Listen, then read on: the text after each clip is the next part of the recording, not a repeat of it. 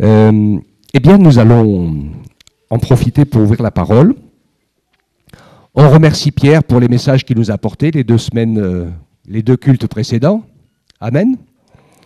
Ça nous a encouragés. Et pendant qu'il était en train de partager la parole avec nous, il y a quelque chose de très très fort qui est venu dans mon esprit.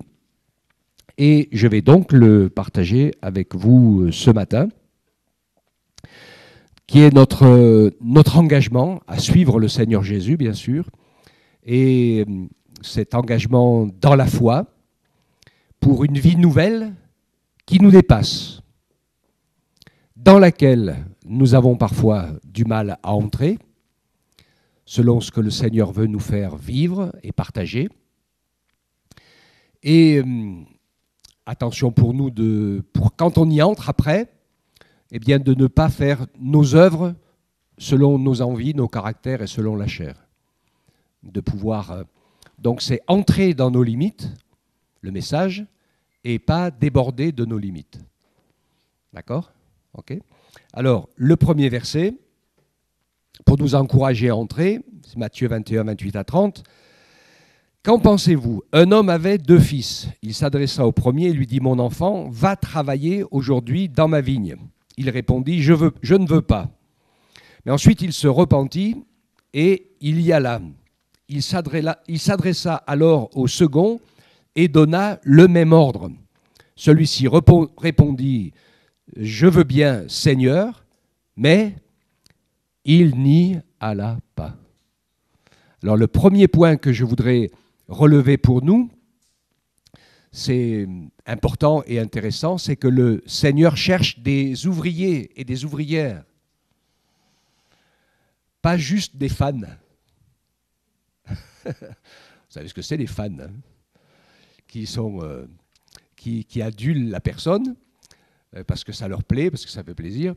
Mais en fait, le Seigneur cherche des ouvriers. Quand il nous parle à la fin des évangiles, il nous dit de nous engager par le baptême, de faire des disciples. Et donc, ce que le Seigneur, bien sûr, veut, c'est que nous puissions devenir des disciples. Donc, je vais vous parler avec vous le pouvoir de la foi, la recherche de l'unité. Y a-t-il des limites à la foi ? Et la sagesse et la vérité dans la foi. La première chose que je veux dire, c'est que pour nous qui connaissons Jésus, Dieu n'est pas un concept abstrait, intellectuel ou philosophique. Mais c'est une personne, une présence vivante. Et c'est dans la nature de Dieu de vivre en nous par son Esprit Saint. Et donc ça, c'est quelque chose d'extraordinaire. J'écoutais dans la prière et l'adoration ce matin, dans la louange de plusieurs, combien on est reconnaissant de ce que Jésus a fait. Et je pense que c'est sûr, hein, on n'est pas capable, dans nos limitations humaines, d'en faire et d'en donner la juste mesure. Tout ce que Jésus a accompli pour nous est bien au-delà de ce qu'on peut penser et imaginer. On a juste commencé à soulever un petit peu le coin du voile, et ce qui nous attend après encore est encore plus grand et encore plus, bien sûr, impressionnant. C'est le royaume de Dieu, c'est le royaume de la présence de Dieu qui est présent partout en tant que personne, ça c'est essentiel. Je me dis que quand on devient disciple de Jésus, d'une certaine manière, ça doit devenir assez impossible de souffrir de solitude. Parce qu'on n'est plus tout seul. On n'est plus tout seul. Jésus vit avec nous et en nous. Et il veut bien sûr nous parler et vivre en nous. Nous allons découvrir ensemble d'autres choses, je vais avancer. Le pouvoir de la foi. Donc, entrer dans le royaume de Dieu. Le plus grand problème dans notre vie de foi, c'est souvent d'avoir des trop petites limites. On attend que Dieu fasse tout. Mais plusieurs d'entre nous, et je me réjouis, et moi le premier, je l'ai vécu aussi, je me suis rendu compte qu'en fait, dans la foi, il faut pratiquement toujours, tout le temps, faire le premier pas. Je vous ai raconté quelques histoires de famille ou d'argent ou d'autres choses comme ça, dans lequel le Seigneur nous dit, ben, commence. Et finalement, notre prière, notre engagement dans la prière, c'est le premier commencement. Et on commence à devenir des disciples, des serviteurs et des servantes quand on prend sa place dans la prière de l'Église, qui a une petite part pour soi, bien sûr, c'est normal, on prie les uns pour les autres, et puis une part pour l'accomplissement de la volonté de Dieu et de l'œuvre de Dieu. Et là, bien sûr, nous savons que c'est le premier engagement. Alors, Dieu veut nous encourager à grandir dans la foi. Il nous a adoptés, nous sommes ses filles, ses fils, et il veut que nous puissions marcher par la foi, lui faire confiance, en toutes circonstances, hein, parce que la foi, c'est croire l'impossible, c'est croire en lui, croire l'impossible, et puis garder confiance quand tout se met à brinque-baller et à trembler de tous les côtés. Parce que ça fait partie de la foi aussi, on est d'accord avec ça. Hein. Il y a des moments où, dans la foi, on saisit des grandes victoires, puis il y a des moments où le combat est rude, où on se sent seul, on est dans des moments de désert, où les choses sont compliquées, où la maladie est là, où alors il y a des choses, des pensées, des soucis qui nous assaillent de toutes parts, un petit peu comme Job parfois. Donc ces choses sont des réalités dans lesquelles le Seigneur nous permet aussi de grandir dans la foi, confiance, de savoir qu'il est là, qu'on le ressente souvent ou parfois pas du tout. Alors, Jésus parlait des limitations de foi de ses propres disciples dans Matthieu 17, 20. C'est à cause de votre petite foi, Jésus leur dit, mais je vous dis, si vous aviez de la foi comme un grain de moutarde, vous diriez à cette montagne, transporte-toi d'ici à là, elle se transporterait, rien ne vous sera impossible. Ouh. Je me dis, Seigneur, j'ai vraiment une petite foi. Ok ? Après, c'est une nuance de la parole. Rien ne vous sera impossible. Il y a des choses qui n'arriveront jamais. La foi a des limites, qui ne sont pas des limites de puissance ou de force, mais des limites de vérité. Est-ce que vous comprenez ce que je veux dire ? On voit ça très très bien avec le code de la route. Écoutez-moi, vous avez une voiture, vous n'êtes pas trop fatigué, vous avez de l'essence, vous avez une carte, un GPS, il n'y a pas de limite. Vous pouvez partir au bout du monde. Avec un bémol essentiel. Respectez le code de la route. Ok ? Faites pas comme vont faire les Anglais au 1er avril. Hein. Vous racontez de la blague. Vous savez pas ? Ils ont décidé en Angleterre au 1er avril de faire passer toutes les voitures et de changer de côté pour pouvoir que tout le monde passe à la conduite à droite. Et si ça marche très très bien, le mois d'après, ils feront passer les camions. Ok. Donc, on a compris, hein, le code de la route. Et donc, bien sûr qu'il n'y a rien d'impossible à Dieu, mais Dieu ne fait pas n'importe quoi, n'importe comment. Et il y a un ordre, la vérité et le fondement, bien sûr, de la foi. Il nous rappelle, le Seigneur, au travers de Paul, dans 2 Corinthiens 5, 20, que nous sommes ambassadeurs comme Christ, comme si Dieu exhortait par nous, nous vous en supplions au nom de Christ, soyez réconciliés avec Dieu. Nous sommes des ambassadeurs et des outils de réconciliation. Et dans notre vie de foi et d'engagement pour le Seigneur veut que nous soyons des bâtisseurs de ponts, pas des bâtisseurs de murs. Vous voyez la différence entre bâtir un pont et bâtir un mur. Et Dieu veut nous encourager, bien sûr, dans ce sens-là. Entrer et servir Dieu comme disciple et pas comme un électron libre qui n'en fait qu'à sa tête et que comme il veut. Je vous ai souvent parlé du corps. Hein. Le corps est un organisme extraordinaire où tous les atomes et les éléments de notre corps sont tous en fonction pour donner force et vie à l'ensemble, pour que nous puissions être quelqu'un de debout, en bonne santé et efficace dans ce que nous avons à faire. Et donc le corps de l'Église, le corps de Christ, a la même idée, la même pensée. Et chacun ne fait pas ce qu'il veut. Je suis désolé de le dire, mais le royaume de Dieu n'est pas une démocratie. Que ça en déplaise aux républicains. Mais dans le royaume de Dieu, il y a un roi, c'est notre Dieu, qui nous montre l'exemple, qui a plein d'amour et qui manifeste un amour, une harmonie, une réalité de vie, d'unité, de sainteté et d'éternité entre le Père, le Fils et l'Esprit. C'est la démonstration, l'exemple et le modèle pour nous tous. Et il nous encourage à avancer avec ce modèle devant les yeux. Nous sommes appelés donc, le Seigneur cherche des ouvriers pour entrer dans sa vigne.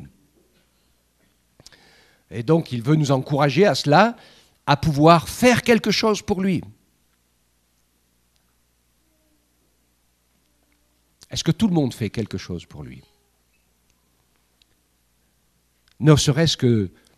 On le commence, je crois qu'on le commence, quand on prend un petit moment dans la prière pour ne pas prier pour soi, mais pour les autres. D'accord? On peut prier un peu pour soi, il n'y a pas de souci, mais si on prie que 100%, quand on prie Dieu, c'est 100% pour soi, alors on est à côté de la vie du disciple. On est juste dans la vie d'un consommateur. Hein? Donne, donne, donne, dit la sangsue. Hein? Et donc, c'est pas comme ça que ça va fonctionner dans le royaume des cieux. Et donc, le Seigneur nous encourage à pouvoir ainsi avancer et puis prier, vouloir le bien des autres, vouloir que l'œuvre de Dieu avance, que si tu vois quelqu'un en difficulté, tu pries d'abord pour lui, pour elle, pour que le Seigneur le secoure, et vous serez étonnés, vous verrez que ça marche. Alléluia. Et bien sûr, l'important, c'est de pouvoir avoir cette ouverture d'esprit aux autres. L'essentiel de la parole de Dieu parle de notre engagement et de notre entrée dans le service du Seigneur, et d'y entrer par la foi, en lui faisant confiance. Avec Éphésiens 2,10, où il dit « Car nous sommes son ouvrage, nous avons été créés en Jésus-Christ pour des œuvres bonnes que Dieu a préparées d'avance, afin que nous les pratiquions. » En fait, tu n'es pas appelé à faire ce que tu veux, hein. Ce que tu as envie ou ce qui se passe par la tête. Ça, c'est les œuvres de la chair qu'on retrouve dans 1 Corinthiens 13, qui sont les mêmes que les œuvres de la foi. Mais elles n'ont pas le même ordre, le même donneur d'ordre. Dans les œuvres de la chair, c'est moi qui décide, je fais comme je veux, quand je veux, etc., etc., etc. Mais dans l'amour de Corinthiens 13, c'est que c'est inspiré par l'esprit, inspiré par la parole, inspiré par le besoin des autres. Des fois, on dit « Seigneur, montre-moi, inspire-moi ». Alors que peut-être il y a des choses qui sont autour de nous et qui ont besoin d'être faites et que nous avons la capacité de faire. Et le Seigneur ne va pas descendre du ciel pour nous le dire. Ouvre tes yeux et tout ce que ta main trouve à faire, avec la grâce que tu reçois, fais-le. Amen. Parce que, et c'est très important, nous savons que notre priorité, la priorité de notre action de disciple, c'est pas de faire des grands miracles, de bouleverser le monde et d'être forcément un grand prédicateur. C'est d'être comme Christ, qu'on porte en nous la bonne odeur de Christ. Le fruit de l'esprit, les émotions et les sentiments, et où on voit, on sait très bien, moi c'est toute une école pour moi, puis pour vous aussi je pense, hein, où nous savons très très bien que Jésus nous aime, nous, ses enfants, ses filles, ses fils, il nous aime plus qu'il ne s'aime lui-même, puisqu'il n'a pas craint la mort, et la mort horrible de la croix pour nous racheter. Alors le Seigneur sait qu'on est des humains pécheurs, que c'est un peu difficile, plus c'est difficile, mais au moins comme, c'est ce qu'il y a dans la parole, aimer Dieu de tout son cœur, toute son âme, toute sa force, toute sa pensée, et son prochain comme soi-même. Déjà, c'est un niveau, c'est pas mal. Et donc il va nous y encourager. Donc sachant qu'il y a des choses qui sont préparées par le Seigneur et nous avons été créés pour cela, pour des œuvres bonnes, préparées d'avance, afin que nous les pratiquions. Donc, entrons dans le pouvoir de la foi. Entrons avec foi dans le champ de Dieu. Sachons que le Seigneur nous invite à travailler dans sa vigne. Et même si, vous vous rappelez, hein, celui qui avait enterré les talents, Seigneur ne lui demandait pas beaucoup. Il lui disait, si tu ne te sentais pas capable de faire quelque chose, eh bien, tu aurais pu placer mon argent auprès de ceux qui étaient capables de faire quelque chose. On ne peut pas tous aller évangéliser au bout du monde, mais on peut aider et accompagner ceux qui y sont, par exemple. Hein. Et donc, voilà, il y a plein de choses, un minimum qu'on peut faire, comme je le dis souvent aux chrétiens, dans les églises, partout où je vais, où souvent on fait aussi des choses pour le monde, caritatives. Je n'ai pas du tout de problème avec ça, sauf que j'aime à dire souvent que les seuls qui savent qu'il faut soutenir l'annonce de l'Évangile, c'est nous les chrétiens. La solidarité du monde, des hommes humains sans Dieu, elle ne va pas soutenir et faire des dons pour faire prêcher l'Évangile, envoyer des missionnaires et annoncer la parole de Dieu. Ça, il n'y a que nous qui pouvons le faire. Alors si tu as un choix à faire dans ton service et dans ton soutien, mets la priorité pour tout ce qui concerne l'annonce de l'Évangile et l'annonce du message de la parole de Dieu, puisqu'il y en a d'autres qui vont aussi se charger des œuvres charitables. Je ne dis pas qu'il ne faut pas, hein, je n'ai pas le droit, mais je dis que c'est pour nous, c'est des priorités dans notre engagement qui nous permettent de voir Dieu à l'œuvre. Donc ne soyons pas des consommateurs, ne soyons pas juste des gens qui ont la foi, qui aiment Jésus et qui viennent à l'église pour être bénis, etc. Vous voyez ce que je veux dire? L'état d'esprit du croyant qui n'est pas disciple en fait, qui sait pas, qui n'a pas compris que Jésus nous dit « Qui est-ce qui veut travailler à ma vigne ?» Alléluia. Donc, je vous donne la première marche, hein, c'est la prière. Prier pour les pasteurs, pour les anciens, pour les enfants, pour les frères et sœurs, pour les contacts avec les gens, pour ceux qui témoignent, etc. Dans la prière, on commence, et puis le Saint-Esprit va peut-être te montrer quelque chose que tu avais vu, que tu n'avais pas pensé. Mais à partir du moment où tu commences à t'investir dans ton cœur, parce que c'est ça dans ton cœur, là où est ton trésor, là sera ton cœur. Si ton trésor, c'est juste pour réussir la vie sur la terre, que tout se passe bien, que tu sois en bonne santé, riche et jeune, tu perdras ta vie. De toute façon, ta jeunesse, tu la perdras, c'est sûr.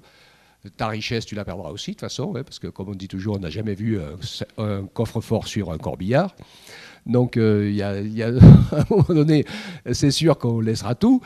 Donc, voilà, il y a un autre investissement, un héritage céleste. Et si, dans la prière, eh bien, on y va déjà pour les autres, pour le royaume de Dieu, pas que pour soi, eh bien, dans cette prière-là, le Saint-Esprit va aussi mettre en évidence des choses, une chose après l'autre, et nous ouvrir les yeux sur les besoins qui nous entourent. Donc, le deuxième élément qui est la recherche de l'unité, d'être ensemble dans le royaume de Dieu. Ce qui devient plus fort encore, c'est quand on se rejoint. Matthieu 18, 19, en vérité, je vous le dis encore, si deux d'entre vous s'accordent sur la terre pour demander quoi que ce soit, cela vous sera donné par mon Père qui est dans les cieux. Combien de fois on l'a expérimenté? Et il arrive des fois qu'on est tout seul dans la prière pour un sujet. On prie, il n'y a rien qui bouge, et quand on le partage avec un, avec deux, avec trois, et qu'on entre dans ce sujet ensemble, ça bouge tout de suite. Alléluia, vous l'avez vu ça, hein? Et donc c'est vraiment important, cette recherche de l'unité, parce que prier ensemble pour un même sujet, c'est bien, mais être un même cœur dans l'amour de Dieu pour prier pour le même sujet, c'est encore mieux. Ok, hein? Parce que sinon, on peut avoir des sujets de prière qui sont juste des intérêts communs sur lesquels on se retrouve. Mais le Seigneur veut qu'on aille plus loin que ça. C'est ce que Jésus disait dans sa prière à son Père, dans Jean 17, 21 et 22. C'est fort ce qu'il dit, et c'est un passage que j'utilise pour montrer, vous le savez, hein, la réalité incontestable de la Trinité. On a eu des petits jeunes qui sont venus manger avec nous jeudi pendant la distribution. Ceux qui étaient au chantier dehors, on l'a dit, venez vous mettre au chaud. Venez manger avec nous, on était contents, on a passé un super moment. Et au milieu d'eux, il y en avait un qui croyait qu'il n'y avait que Jésus. Il est le Père, il est le Saint-Esprit, il n'y a que Jésus. Donc on les appelle les Jésus seuls. Hein. Ça a été un enseignement qui a été donné. Mais quand je lis que Jésus est en train de prier son Père, donc je connais personne qui se prie lui-même en général. Après, s'il n'y a que Jésus tout seul, je ne sais pas comment il a fait pour se ressusciter quand il a été crucifié. Ça doit être un peu compliqué quand même. Donc il y a des choses qui sont des impossibilités. Mais la prière de Jésus qui est en train de parler avec son Père, il dit « Père, je veux qu'ils soient tous un, comme toi, Père, tu es en moi et moi en toi. Qu'eux aussi soient un en nous. »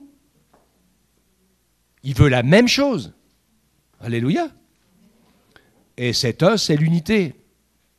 Comme je le dis, dans la prière des Hébreux, je crois que c'est, je vous l'ai déjà dit, je radote un peu des fois.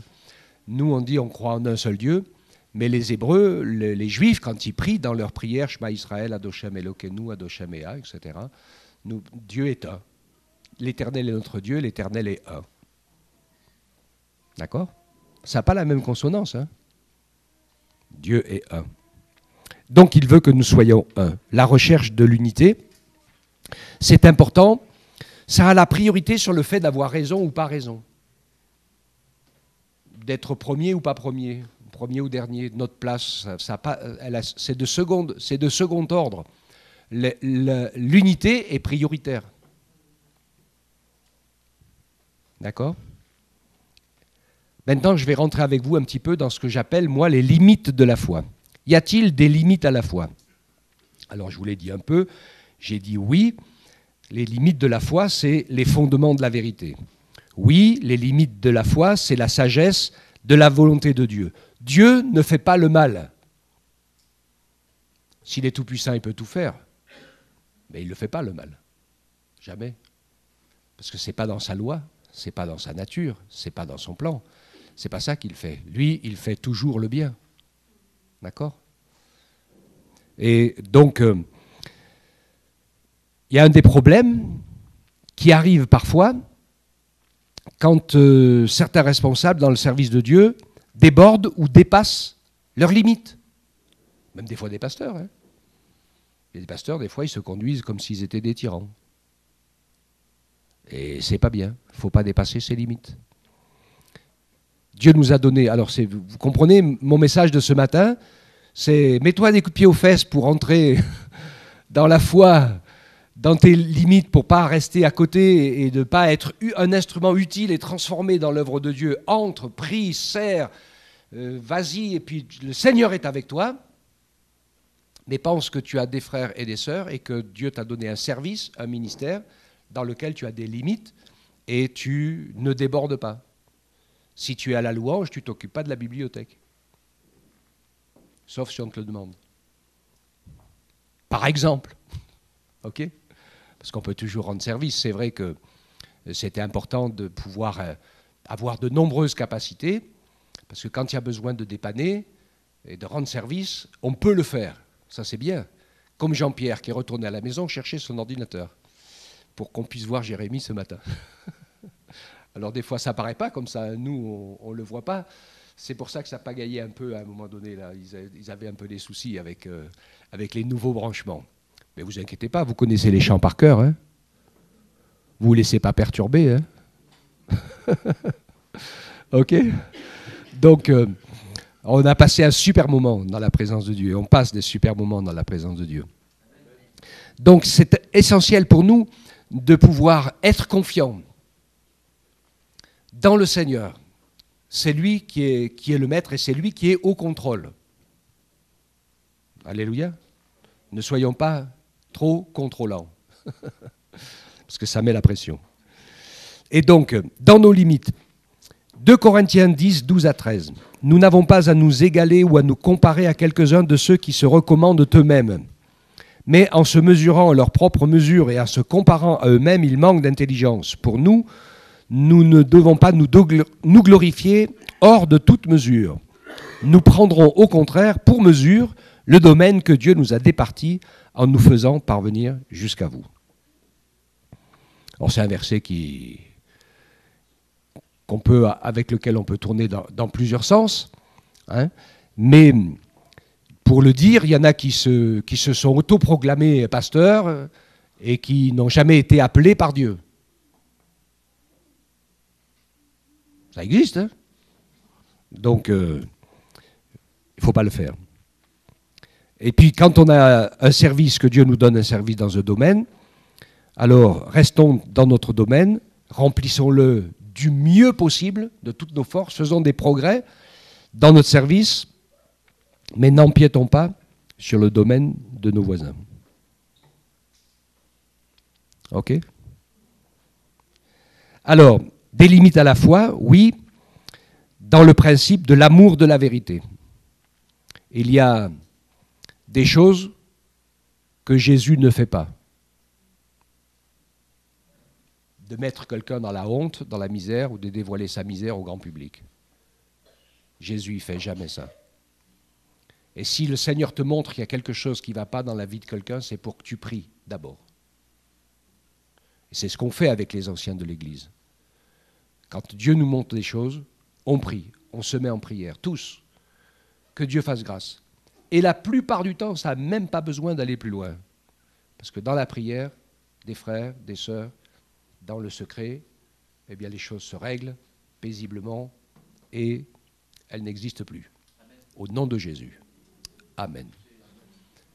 Heureusement que le Seigneur il a fait comme ça pour nous quand on s'est repenti et qu'il n'a pas étalé tous nos péchés sur la place publique.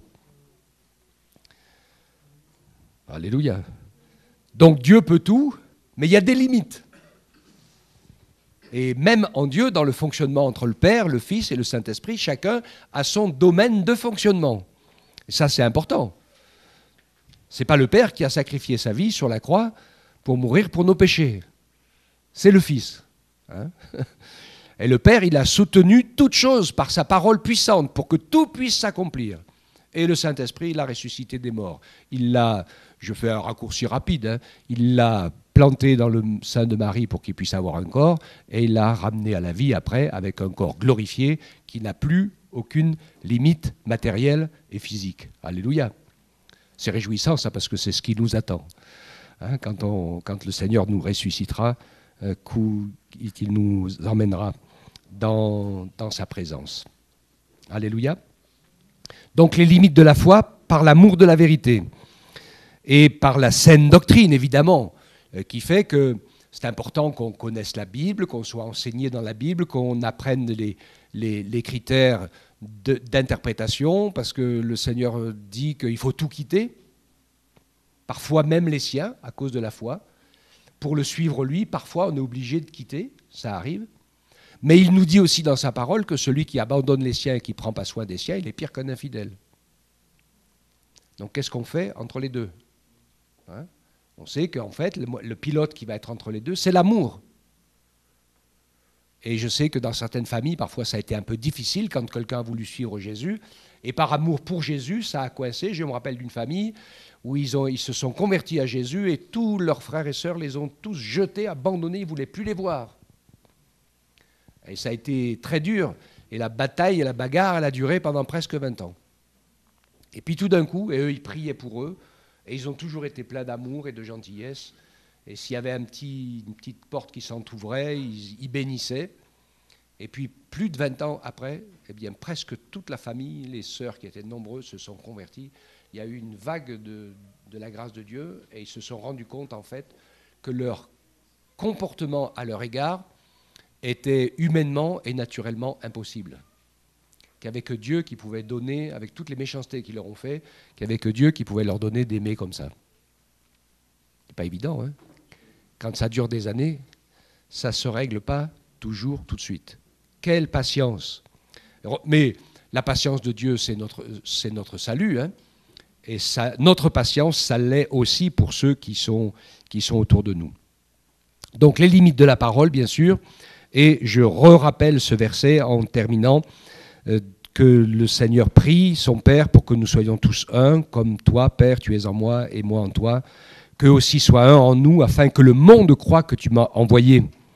Et moi, je leur ai donné la gloire que tu m'as donnée, afin qu'ils soient un, comme nous sommes un. Donc il y a Yann qui a quelque chose de super extraordinaire à nous partager à ce sujet-là. Donc je dis rien, mais je l'attends. Parce qu'il m'a dit quelque chose, et donc il faut qu'il le partage avec nous absolument, c'est trop bien, trop intéressant. Et donc voilà, Dieu nous permet de pouvoir avancer, entrer dans la foi, entrer dans l'amour de Dieu. C'est un apprentissage, l'amour de Dieu. Parce que quand, à certains moments, dans l'épreuve, notre univers s'écroule, des fois on dit, Seigneur, est-ce que tu m'aimes vraiment? C'est pas évident, hein. Nous sommes éprouvés dans notre amour pour lui aussi. De toute façon, il y a, comme je le dis toujours, à l'école de Dieu, il y a tous les cours, hein. Il y a le cours de la guérison, du miracle, de la souffrance, de l'abandon, du désert, des dons de l'esprit. Il y a tout le cours, on va tous passer à tous les cours. Ne vous inquiétez pas pour les examens en cours de route, examens en cours d'année, comment ils disent à l'école? Les examens en cours de formation et l'examen final à la fin, hein. Et donc, le Seigneur nous encourage dans ce sens, à grandir dans son amour pour lui, à grandir avec foi dans son plan pour le servir avec confiance. Et donc, il y a des moments, eh bien, c'est un peu hésitant, ça ne se passe pas aussi bien qu'on voudrait. Je sais que dans notre louange de ce matin, à un moment donné, ils ont eu quelques hésitations, parce qu'ils cherchaient un couplet. Donc, ça nous arrive à tous, hein. Moi ça m'arrive aussi, des fois je perds le fil. Donc, on peut mieux faire, mais on a passé un super moment. Et c'est ça qui est important, il faut se rappeler que le Saint-Esprit était là, dans la liberté du Saint-Esprit, et qu'on peut louer, adorer le Seigneur, et que tout sert, tout est utile pour le louer, pour l'adorer, pour grandir dans sa présence. Alléluia. Et ça, c'est vraiment formidable. Merci les frères et sœurs. On se réjouit de tout. Dans son plan, donc, pour le servir avec confiance. Ne pas servir seul ou servir ses intérêts personnels. Parce que là, évidemment, on sort des limites de Dieu, les limites des œuvres que Dieu nous a fixées. Et on entre dans nos limites de la chair, qui parfois peuvent toujours dans notre chair, hein, où on n'a pas assez de foi et on ne se lance pas, on n'ose pas faire le pas, on ne marche pas dans on n'enjambe pas le bastingage, comme on a dit dimanche dernier, hein, et on reste là et on attend que Dieu nous prenne par le colbac et qu'il nous jette de... Mais il n'a pas fait comme ça, il n'a pas pris Pierre pour le sortir de la barque, hein. Il lui a dit, tu dis que si c'est moi, tu peux marcher sur l'eau, ben viens. Comme dirait quelqu'un, hein, le dire, c'est bien, mais le faire, c'est mieux. Ok. Donc, ne pas rechercher ou servir dans ses intérêts personnels, rechercher plus Dieu que la puissance de Dieu. Ça, c'est une vague un peu de l'ère moderne, on parle que de la puissance de Dieu, c'est Dieu qu'on recherche. Et c'est lui qui est tout puissant. C'est pas nous. Okay. Refléter la gloire de Dieu. Ça, c'est Yann qui va vous en parler. Donc, je vous soulève un peu le coin. Okay. Et puis, rechercher l'unité. Car à ceci, tous connaîtront que vous êtes mes disciples, si vous avez de l'amour les uns pour les autres. Prions pour être remplis du Saint-Esprit. Le Saint-Esprit va nous aider à comprendre la parole, lire la parole, être rempli du Saint-Esprit pour exercer le fruit de l'Esprit et les dons de l'Esprit. Prions pour cela, c'est important. Ma vie a besoin d'être remplie du Saint-Esprit pour être fortifiée, pour manifester le caractère de Jésus. Et ma vie a besoin d'être remplie des dons du Saint-Esprit pour bénir les autres de manière un peu plus que naturelle, surnaturelle, pour pouvoir partager, apporter, faire des choses que je ne ferai pas ou que je ne verrai pas ou que je n'aurais pas pensé naturellement ou humainement. Il y a des choses parfois qui peuvent se passer comme ça et qui ont du sens. Dieu peut nous envoyer à un endroit. Je me rappelle d'un homme, le Seigneur lui a dit « Va au magasin ». Va au magasin, il était au magasin. Qu'est-ce que je fais au magasin? Achète du lait. Mets du lait dans ta voiture. Prends ta voiture et roule. Alors il entendait cette pensée forte en lui. Dieu ne lui parlait pas comme ça. Je ne sais pas ce que je fais. Puis tourne là.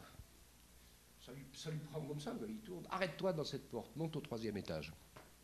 Et il y avait une maman qui pleurait parce qu'elle n'avait plus d'argent ni de lait pour ses enfants.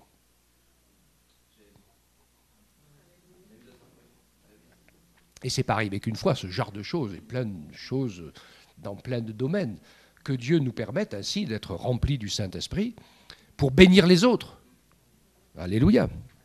et de manière parfois bien plus simple, mais c'est un état d'esprit, un état de cœur, de pouvoir servir et de pouvoir dire je vais être ouvrier pour mon Seigneur.